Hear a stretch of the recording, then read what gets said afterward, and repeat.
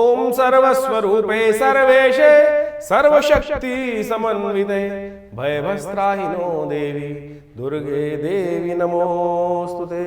शरणागत दीनार्थ परित्राण परायणे सर्वशार्ति हरे देवी नारायणी नमोस्तुते। नमस्कार, स्वागत है आपका आचार्य वाणी में। मैं आचार्य डॉक्टर विक्रमादित्य आपके साथ हूँ। आज का विषय हमारा है तुला राशि वालों के लिए 28 तारीख शुक्रवार का अवसर, और इस दिन चतुर्दशी तिथि है और ग्रह नक्षत्रों का योग परिवर्तन की तरफ जा रहा है। दिन बहुत साफ दिखाई देता है, अच्छा दिखाई देता है, लेकिन शाम आते आते थोड़ा स्वास्थ्य के मामले में कष्ट उत्पन्न होने के योग दिखाई देते हैं। पंचग्रही योग बन जाएगा और आपके छठे भाव में जाकर चंद्रमा भी उपस्थित हो जाएगा शाम के समय। शुक्र चल ही रहे हैं, बुध चल ही रहे हैं, शनि चल ही रहे हैं, राहु चल रहे हैं। तो ये पंचग्रह योग कहीं ना कहीं कई मामलों में स्वास्थ्य के मामले में थोड़ा सा अननेसेसरी झगड़ों के मामले में थोड़ा बढ़ाने के, द्वंद्व उत्पन्न करने के योग दिखाई देंगे। ऐसे में उन सबको शांत करने के लिए शिव का ध्यान करें और शिव का पूजन, क्योंकि केदार दर्शन का योग इस दिन कहा जाता है। चैत्र कृष्ण पक्ष चतुर्दशी के दिन केदार दर्शन का महत्व होता है, लेकिन केदार दर्शन तो अभी बंद होते हैं। तो ऐसे में क्या करें? मानस पूजा कर जो शास्त्र में एक स्तोत्र आया है, आत्मा तुम गिरजा मति सहचरा प्राणा शरीरम गृहम पूजा ते विषयोग भोग रचना निद्रा समाधि स्थिति संचारा पदयो प्रदक्षिण विधि स्तोत्राणि सर्वागिरौ यत यत कर्म करोमि तत्तत अखिलम शंभु तवाराधनम। यानी भगवान शिव का इस प्रकार से स्तवन करें कि जैसे जो भी कर्म कर रहा हूँ मानस तौर पर पूजा की जाए। चलते फिरते उठते बैठते भोग विषयों का भोग करते हुए जो भी कार्य हो रहे हैं भगवान की स्तुति करें कि वो सब आपकी पूजा के रूप में ही कर पाऊँ। ऐसा भगवान का सुंदर पूजन करेंगे तो संपूर्ण रूप से केदार दर्शन का लाभ भी आपको प्राप्त हो। और ग्रह नक्षत्र जो हल्के हैं उनसे भी तो महामृत्युंजय मंत्र का जप करें, चावल का दान करें, आपके लिए कल्याणकारी रहेगा। 29 तारीख का दिन बहुत विशेष है आपके लिए। आपकी राशि के दृष्टिकोण से इस वक्त बुद्धि से निकलकर शनि आपके छठे भाव में जाएंगे और 6 ग्रही योग बन जाएगा। और ये 6 ग्रही योग विशेष तौर पर आपके लिए जो है आपके लिए बड़ा महत्वपूर्ण योग बनाता दिखाई दे रहा है। इस समय में आपके छठे भाव में जो ग्रह शनिचरी अमावस्या भी इस दिन, और इस दिन 6 ग्रही योग कई क्षेत्रों में विशेष तौर पर अमावस्या के दिन ग्रहण भी लगने का योग है। और ऐसे में ये कहीं ना कहीं थोड़ा सा अनिष्टकारी हो सकता है विश्व के दृष्टिकोण से। लेकिन आपकी राशि के दृष्टिकोण से शनि का परिवर्तन तो बहुत महत्वपूर्ण है, लेकिन बाकी ग्रहों के साथ शनि का योग बनना ये आने वाले 45 दिन तक के लिए कुछ न कुछ अनिष्ट का योग बनाता है। थोड़ा शत्रु पक्ष से सावधान रहेगा और ख़ासतौर पे इस बात का ध्यान रखें स्वास्थ्य के मामले में गाड़ी वाड़ी घोड़ा चलाते वक्त थोड़ा सा कॉन्फ्लिक्ट में ना फंसें। कहीं ना कहीं किससे कॉन्फ्लिक्ट फंसने से द्वंद्व उत्पन्न हो सकता है। किसी बड़े व्यक्ति के ज़्यादा साथ अननेसेसरी का द्वंद्व होने के योग दिखाई देते हैं। ऐसे में शांत होकर कार्य करना बहुत ज़रूरी रहेगा। वैसे शनि का परिवर्तन अकेले शनि का देखें तो वो आपके लिए बहुत महत्वपूर्ण है और वो आपके शत्रुओं पर विजय दिलाने के योग बना रहा है। कॉन्फ्लिक्ट में विजय दिखाई दे रही है, लेकिन फिर भी झगड़ों से दूर रहेंगे तो बहुत अच्छा रहेगा आपके लिए।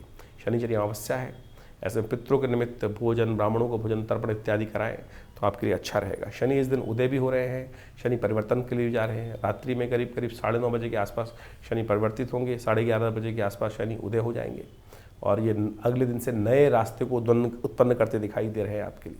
30 तारीख रविवार का अवसर, इस दिन नव संवत आरंभ हो रहा है। सिद्धार्थ नाम का नव संवत भारतीय संस्कृति के अनुसार से नव वर्ष आपके लिए कल्याणकारी होगा। और ऐसे में ये नव वर्ष संपूर्ण रूप से आपके लिए बहुत ही सुंदर योग लेकर आया है। शनि का परिवर्तन अपने आप में बहुत महत्वपूर्ण है आपके लिए, जो खासतौर पर आपके विजय के शंखनाद को उपस्थित करता दिखाई दे रहा है।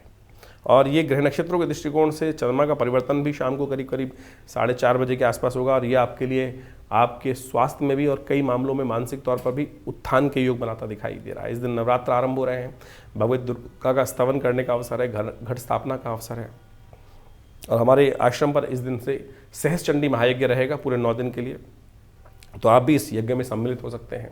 और उसके लिए 6:30 बजे के आसपास से करीब यज्ञ आरंभ होगा। भगवती दुर्गा सप्तशती का नित्यप्रति पूरे 700 मंत्रों का यज्ञ हर रोज़ किया जाएगा। आप भी माँ भगवती दुर्गा के चमत्कारिक शिव विग्रह जो 1947 में मुल्तान से आया, 500 साल पुराना भगवती का शिव विग्रह है, वो आप उनका दर्शन कर कर लाभ लीजिए, कल्याण होगा। माँ भगवती का आशीर्वाद संपूर्ण सुखों को देने वाला है। 31 तारीख का दिन बहुत विशेष है क्योंकि इस दिन एक नवरात्र क्षय हो रहा है। तृतीया और तृतीया का योग एक साथ बन रहा है। गणगौर और मत्स्य जयंती है। ग्रह नक्षत्रों के दृष्टिकोण से दिन आपके लिए अच्छा है, मोटिवेशन वाला रहेगा।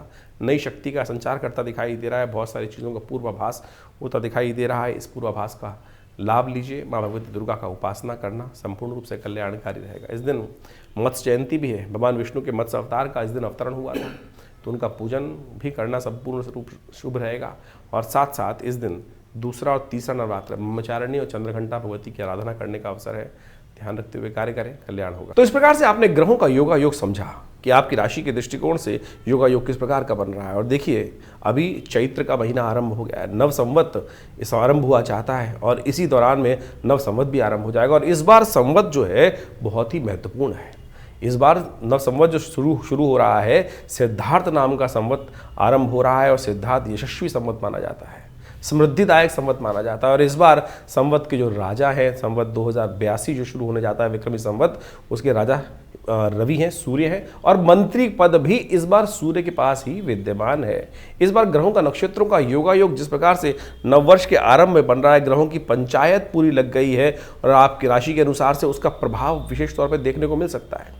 विश्व एक अशांति के मुखार पर आकर बैठा हुआ है और ऐसे में आप समझें, जो नववर्ष आरंभ हुआ उस समय पंच ग्रहों की युति एक स्पेसिफिक भाव में बनकर जो बन रही है, वो राज्य विश्व में कहीं ना कहीं प्राकृतिक आपदाओं का योग बना सकती है। साथ साथ कहीं ना कहीं विस्फोटक योग बनता दिखाई दे रहा है। युद्ध जो है, आप समझें किस प्रकार से बहुत सारे विश्व के देशों में आपस में सामंजस्य स्थापित है नहीं और वो कहीं ना कहीं भयावह स्थिति ये बनने के कगार दिखाई देती है। और शनि महाराज का पदार्पण जैसे ही मीन राशि में इस नव संवत्स की पूर्व संध्या पर हुआ है, वो दिखाता है कि कहीं ना कहीं ये विश्व जो है वो कहीं ना कहीं, जब भी आप देखें पिछले करीब करीब 3 बार के पिछले 90 सालों के अंदर हमने एनालाइज करने का प्रयास किया, शनि जब भी मीन राशि में आते हैं और वो कहीं ना कहीं अशांति का वातावरण बनाते हैं और उसके बाद आगे जाके स्थितियां और ख़राब ही होती हैं। जैसे प्रथम विश्व युद्ध के दौरान पे देखें, जब मीन पर आए उसके बाद जैसे ही आगे बढ़े और उसके बाद भयावह स्थिति विश्व में अशांति की तरफ चलती चली गई। द्वितीय विश्व युद्ध के समय भी इसी प्रकार का वातावरण बना हुआ था। उसके बाद 1960 के दशक में भी इसी के 64 के आसपास का भी यही वातावरण रहा है। तो ऐसे में ध्यान रखते हुए कार्य करने की ज़रूरत है। विश्व के प्रणेताओं को बहुत सोच समझ कर कार्य करने की ज़रूरत है। इस बार एक और विशेष तौर पर ग्रहों का योगा योग बन रहा है, जो नव संवत के साथ साथ इस बार नवरात्र आरंभ हो रहे हैं। भगवती का जो पदार्पण हो रहा है, वो पदार्पण जो हो रहा है वो तो हाथी पर हो रहा है, लेकिन भगवती का जो गमन हो रहा है यानी प्रस्थान जो हो रहा है वो महिष पर होता दिखाई दे रहा है। वो अशांति कारक है, कहीं ना कहीं रोग कारक दिखाई देता है, कहीं ना कहीं शोक कारक दिखाई देता है, अनिष्टकारी योग बनता दिखाई दे रहा है। तो ऐसे में सुंदर रूप से यथाउचित भाव से भगवती का सुंदर स्तवन कीजिएगा, प्रार्थना कीजिएगा कि माँ भगवती जब आई हैं समृद्धि दानक हाथी में सवार होकर आई हैं तो हमारे जीवन में कल्याण का मार्ग प्रशस्त हो। माँ भगवती को सुंदर प्रसन्न करने का प्रयास करें, कन्या पूजन यथाउचित भाव से करने का प्रयास करें। जैसा कि नवरात्र का सुंदर योग है, उसमें विशेष तौर पर समस्त अनिष्टों को दूर करने के लिए हमारी संस्कृति बताती है कि हम प्रार्थना करके माँ भगवती को प्रसन्न कर कर अपने जीवन के कष्टों को दूर करने का योग बना ही लेते हैं। तो इसी प्रकार से जैसा हमने आपको समझाने का प्रयास किया है, आपकी राशि के दृष्टिकोण से जो योगा योग है वो भी आपको समझते हुए कार्य करने का प्रयास करना चाहिए। देखिए, ग्रहों का योगा योग हर व्यक्ति के जीवन में अलग अलग प्रभाव डालता है। किसी के जीवन में सुख समृद्धि के योग बनते हैं, किसी के जीवन में असमृद्धि के योग बन जाते हैं। सारा डिपेंड करता है आपके कर्म के अनुसार से। समस्त जीवन में यदि अनिष्ट योग बने भी हों, तब भी यदि हमारे शुभ कर्म हैं तो कहीं ना कहीं हमको बचा के निकाल देंगे। और लोगों के मन में ये भाव रहता है कि शुभ कर्म किए कैसे जाते हैं। जो शुभ कर्म है वो वास्तविक तौर पे आपकी मानसिकता पे व्यक्त करते हैं। आप शुभ कर्म प्रत्यक्ष रूप से कर रहे हैं लेकिन मन आपका वहाँ नहीं है, तब कोई फायदा नहीं है। मनेव बंधन कारण मोक्ष शास्त्र कहा जाता है। हम भगवान का स्तवन कर रहे हैं, भगवती का स्तवन कर रहे हैं, रुद्राभिषेक कर रहे हैं, पूजन कर रहे हैं, लेकिन मन कहीं ना कहीं संसार में लिप्त है, उस परमात्मा की तरफ मन है ही नहीं, तो उस कर्म का फायदा ही क्या। केवल जो बाह्य तौर पे कर्म किया जा रहा है उसका ही प्रभाव प्राप्त होगा। लेकिन कोई व्यक्ति बाहर बैठा है और जो भाग्य से कहीं ना कहीं उसके शुभ योग बन नहीं रहे हैं, लेकिन मन से कहीं ना कहीं पवित्रता है, तो वो ज़्यादा लाभ देगा। तो इसलिए मन की पवित्रता को विशेष तौर पर मन की संलिप्तता का ध्यान रखते हुए कार्य करने का प्रयास करना चाहिए, और वही आपके जीवन में दुष्कर्मों से बचाकर शुभ कर्म की तरफ प्रेरित कर देता है, पुण्य जगा देता है। पुण्य और पाप की जो व्याख्या है वो बहुत विशेष तौर पर समझने की आवश्यकता है। शास्त्र में इसको अनेक प्रकार समझाने का प्रयास किया गया है। शास्त्र में उपनिषद में एक कथा आती है, वो आपको समझनी चाहिए। एक कथा उपनिषद में बड़ी विचित्र प्रकार से बताई गई है। एक महात्मा थे, यज्ञ करते थे, पूजन पाठ बहुत बढ़िया करते थे और लोगों को प्रेरित करते थे। उन्हीं के आश्रम के बाहर एक कसाई दुकान चलाता था जिसमें जीव हत्या करता था, मांस बेचता था। संयोग से दोनों की मृत्यु एक ही समय पर हुई, और कहा जाता है कि जब दोनों की मृत्यु एक समय पर हुई तो धर्मराज के समक्ष जब उपस्थित किया गया तो संत ने, क्योंकि यज्ञ इत्यादि किए थे, पुण्य किए थे, तो उनको अच्छा जो सम्मान हो सकता है, सम्मानित पद हो सकता है, ऊर्ध्व लोक होते हैं, वो प्राप्त हुए। लेकिन संत थोड़ी देर रुक गए, क्योंकि उन्होंने पीछे देखा कि वो कसाई भी उनके साथ लाइन में लगा हुआ है, क्योंकि मृत्यु देवयोग से एक साथ ही हुई थी। तो जब कसाई का नंबर आया तो कसाई को विशेष तौर पर वही लोग प्राप्त हुए जो महात्मा को प्राप्त हुए। महात्मा वाचिक पढ़े। उपनिषद की कथा विशेष तौर पर ये बात करती है।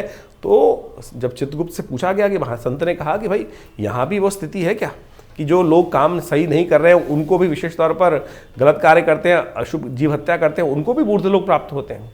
तो चित्रगुप्त ने उनका लेखा जोखा देख के बताया कि महाराज, इस जीव की जो स्थिति थी जीवात्मा की, वो ऐसी थी कि काम तो वो कसाई का करता था लेकिन मन से पूरा सरल था, क्योंकि यही भाव रहता था कि महात्मा इतने सुंदर कार्य करते हैं और मुझको, क्योंकि मुझे कुछ आता नहीं है, परिवार का जीवन यापन करने के लिए कसाई का काम मिल गया है, तो कब मेरे भाग्य जागेंगे और मैं भी महात्मा की तरह पुण्य कार्य करूंगा, यज्ञ करूंगा। मनेव बंधन कारण मोक्ष। और इसी मन के द्वारा किए गए शुभ कर्म के कारण से उसको वही लोग प्राप्त हुए जो यज्ञ इत्यादि पुण्य इत्यादि करने से उन महात्मा जी को प्राप्त हुए थे। कहने का सरल अर्थ यह है कि मन से सरल रहिए। पता नहीं संसार में कब हमारे द्वारा कौन सा कर्म हो जाता है, जो प्रत्यक्ष कर्म है कौन सा हो जाता है, लेकिन मन से वास्तविक तौर पर अगर निवृत्त रहोगे उस दुष्कर्म से भी, तब भी आप अपने उस परलोक को सुधार सकते हो। तो लोक परलोक दोनों सुधारने का हमको प्रयास करना चाहिए। तो यही अध्यात्म का अर्थ है और यही इस ज्योतिष के दृष्टिकोण से, बहुत सारे लोग ज्योतिष को अध्यात्म से अलग कर देते हैं। अरे ज्योतिष अध्यात्म से अलग हो ही नहीं सकता है। कुछ तथाकथित लोग ज्योतिष को अध्यात्म के साथ जोड़ेंगे, समझेंगे, तभी आपको वास्तविक जीवन का सत्य प्राप्त होगा। तो ये जो हमने आपके समक्ष कथा रखी है, इसको सही से समझते हुए कार्य करने का प्रयास करें। और हमारा जो ये चैनल है आपके साथ हमेशा ही रहता है। आपके मन में भी बहुत सारे प्रश्न चल रहे होंगे, चिंता ना करें, उन प्रश्नों का निवारण करने के लिए हमने ये चैनल आपके साथ रखा ही हुआ है। तो आप अपने मन के प्रश्नों को हमें व्हाट्सएप के माध्यम से भेज सकते हैं। और हम तो एक और कार्य आरंभ कर दिया है हम लोगों ने। महीने के पहले रविवार के दिन सुबह 8 बजे से लेकर करीब 10 साढ़े 10 बजे तक आश्रम में एक विशेष तौर पर समागम का कार्यक्रम रखा गया है। उसमें यज्ञ में भाग भी ले सकते हैं और विवेकानंद योगाश्रम दिल्ली में आकर अपने प्रश्नों का समाधान भी जान सकते हैं। तो आप विवेकानंद योगाश्रम में सादर आमंत्रित हैं। हर रविवार को, पहले रविवार को विशेष तौर पर समागम का सुंदर व्यवस्था है। कोई शुल्क नहीं लिया जाता है। आप आए, अपने प्रश्न का निवारण सीधा हमसे कर सकते हैं और उस माँ भगवती का दर्शन भी कर सकते हैं, शुद्ध यज्ञ में भाग भी ले सकते हैं, कीर्तन में भाग ले सकते हैं और अपने प्रश्नों का निवारण करने के लिए रविवार के दिन सुबह 8 बजे से लेकर साढ़े 10 बजे तक दिल्ली में विवेकानंद योगाश्रम में आप पधार कर अपने प्रश्नों का समाधान भी जान सकते हैं। और वैसे व्हाट्सएप के माध्यम से तो आप साथ हमारे साथ जुड़े रहते हैं। तो चैनल पर भी हम समय समय पर लगातार अनेक समय पर अनेक ग्रहों योगों के साथ साथ विभिन्न जो उत्सव आते हैं उन सब के बारे में आपको जानकारी देते ही रहते हैं। तो जुड़े रहे हमारे इस आचार्य वाणी चैनल से और आपका जीवन में कल्याण होने का योग बनता रहे। धन्यवाद, नमस्कार।